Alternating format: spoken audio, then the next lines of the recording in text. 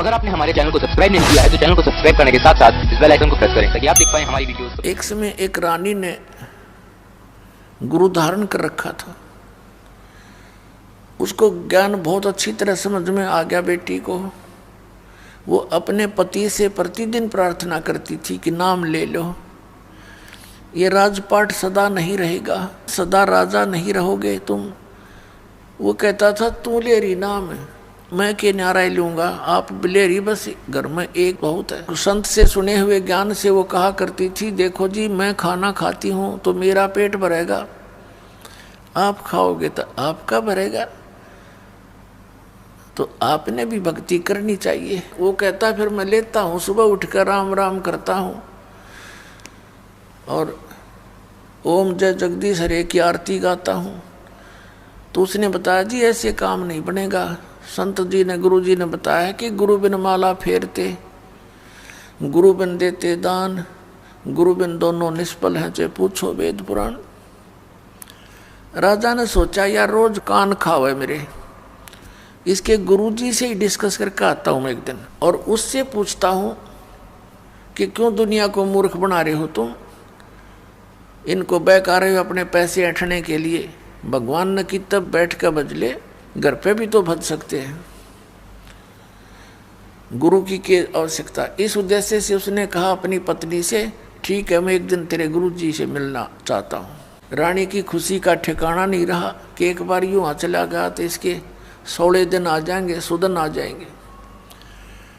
राजा ने कहा मैं परसों चलूँगा। रानी ने अपने गुरुदेव से बताया।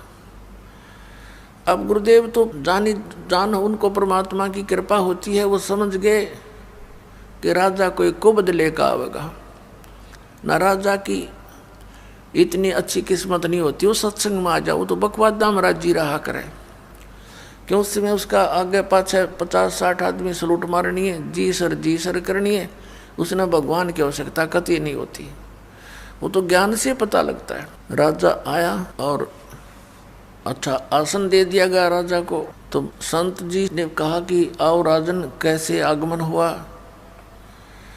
राजा तो जिस उद्देश्य से गया था सीधा ही बोला कि आप क्यों इन भोले बालों को मूर्ख बना रहे हो, क्या गुरु बनाना आवश्यक है, भक्ति तो वैसे भी कर सकते हैं, क्यों दुनिया को मूर्ख बनाए बैठा है। तो संत ने सोचा कि अब मैं जय इसके प्रश्न का उत्तर नेगेटिव दे दूंगा, उसको तो नेगेटिव लगेगा, तो ये ना जाने के कुबद कर देगा।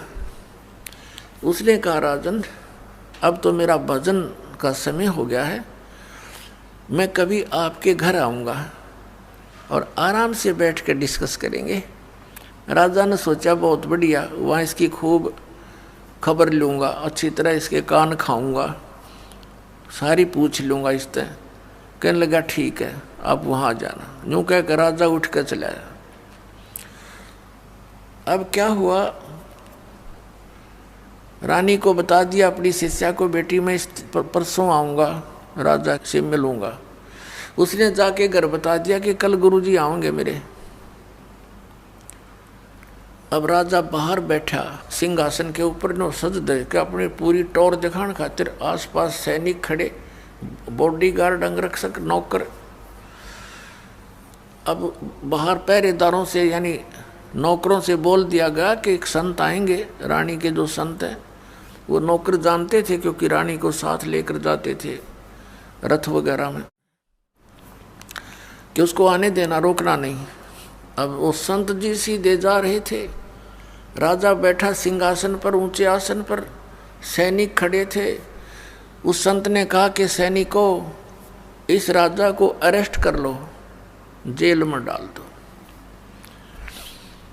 अब वो उसके मुंह की तरफ देख रहे हैं कि यू क्या बकवास कर रहा है, और वो राजा भी देख रहा है कि अच्छा बकवास दिया आदमी, ये तो मेरे राज्य को हड़पना चाहता है।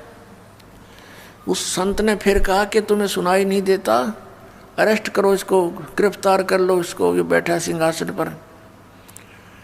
अब वो टस से मस नहीं हुए, वो आज्ञा का इंतजार कर रहे हैं, आदेश का, कि राजा क्या आदेश देता है, इसका बकलता रहा है भी। राजा ने कहा कि इसको अरेस्ट करो। इतना कहना ही था कि वो पकड़ ली बाजू दोनों तरफ से, अगला आदेश क्या होगा ये वो इंतजार कर रहे थे। तब वो संत कहता है कि राजन, गराए आदमी की बेइज्जती नहीं करा करते। आप तो तू बुला के आया मेरे को, राज मेरी बेइज्जती कर रहा है। राजा बोला तेरा दिमाग खराब हो गया, तो ये शब्द कैसे बोले कि इसको गिरफ्तार कर लो। उस संत ने कहा कि मैं आपके प्रश्नों का उत्तर देने आया हूं कि गुरु के बिना क्या भगवान की भक्ति नहीं हो सकती। राजा बोला कि ये कैसा तेरा उत्तर भाई, कि मैंने छुड़वा तो देख बहन ते फिर बताऊंगा। तो उस राजा ने कहा छोड़ दो, उन्हें छोड़ दिया। अब संत ने कहा कि देखो राजन, जो शब्द मैंने बोले थे वही आपने बोले। मैंने इनसे बोला था राजा को अरेस्ट कर लो, ये टस से मस नहीं हुए, और आपने वही शब्द बोले थे इसको अरेस्ट कर लो। ये सभी गति में आगे और तुरंत मुझे गिरफ्तार कर लिया। आपके वचन में शक्ति है, मेरे वचन में वो शक्ति नहीं है जो आपके में है। आपके आदेश लागू हो गया।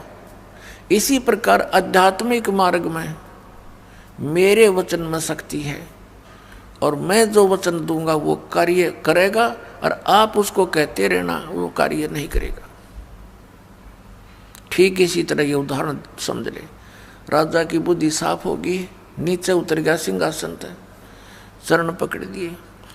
तो पुण्यात्माओं, ऐसे जो साधना हम गलत भी करते हैं, अपने मनमुखी भी करते हैं, उससे भी लाभ नहीं होता। तो संत के वचन में शक्ति होती है, और उस शक्ति से ही वो शब्द आपके अंदर काम करता है। जैसे जो औषधि होती है, इंजेक्शन के माध्यम से शरीर में प्रवेश कर दी जाती है तो वह काम करेगी, और बगैर सिरंज के वह अंदर नहीं जा सकती।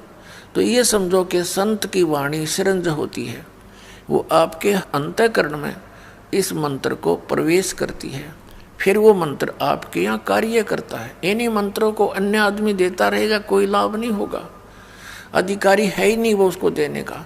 तो इस प्रकार संत वचन की शक्ति से आपके अंदर भक्ति प्रवेश करते हैं, और फिर इस सत्संग के माध्यम से ये वाणी, अमर वाणी जो महापुरुषों ने बोली थी, उस वाणी को अधिकारी बोलता है तो वो आपके ऊपर असर करती है। वो ऐसे असर करती है जैसे किसी को सर्प डस जाता है, और उस सर्प के विष उतारने का एक मंत्र बोलता है गार्डू, वो सपेरा। तो उस समय वो व्यक्ति मूर्छित पड़ा होता है जिसको सर्प ने काट रखा है। उसको पता ही नहीं ये बोलने वाला क्या वाणी बोल रहा है, और उसको बार बार उच्चारण करने से कुछ समय के बाद उसमें हलचल होती है, विष उतर जाता है, और न उस वाणी को वो समझता है कि बोल क्या रहा है। तो पुण्यात्माओं, ठीक इसी प्रकार हमारे अंतःकरण, हमारी आत्मा पे पाप कर्मों का विष चढ़ा हुआ है। इन महापुरुषों की वाणी, सदग्रंथों की वाणी और अधिकारी के द्वारा बोली गई आपके ऊपर से वो कुछ ऐसे जो पाप होते हैं वाणी के पाठ, उच्चारण, श्रवण करने से ही कटा करते हैं। क्योंकि हम जब तक परमात्मा के चरणों में नहीं आते, सत्संग रूपी इस धोबी घाट पर हम नहीं आते। ये ड्राई क्लीन की शॉप समझ लो, यहाँ पर ड्राई क्लीन की दुकान है यहाँ। तो जब तक हम इसके संपर्क में नहीं आएंगे तो मैल कैसे समाप्त होगा? मैल समाप्त हुए बिना उज्जवल कपड़ा कैसे होगा? तो आप यहाँ आते हो, अपने मित्र प्यारों को भी लाते हो। हमने भी जितने दिन सत्संग होता है सबको आना अलाउड कर रखा है, आओ सत्संग अवश्य सुनो। बाकी समय में हम केवल अपने भक्तों से ही मिल पाते हैं, अन्य से कोई हम डिस्कस कर भी नहीं सकते, इसलिए अन्य को आमंत्रित नहीं करते। अन्य दिनों में सत्संग के दौरान सभी आ सकते।